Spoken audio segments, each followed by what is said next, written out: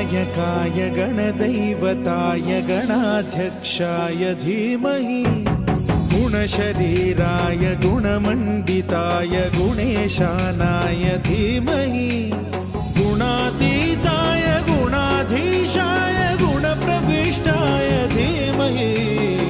एकदन्ताय वक्रतुण्डाय गौरीतनयाय धीमहि गजेशानाय भालचन्द्राय श्रीगणेशाय धीमहि एकदन्ताय वक्रतुण्डाय गौरीतनयाय धीमहि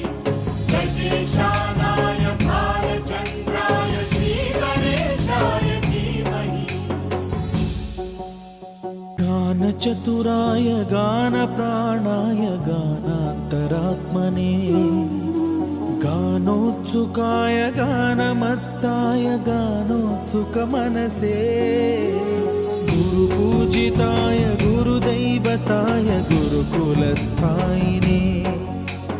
गुरुविक्रमाय गुह्यप्रवराय गुरवे गुणगुरवे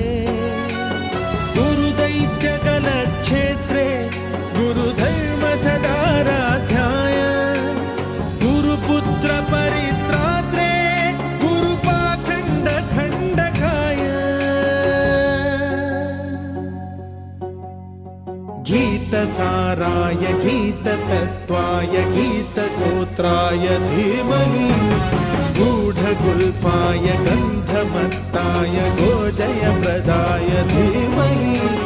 गुणातीताय गुणाधीशाय गुणप्रविष्टाय धीमहि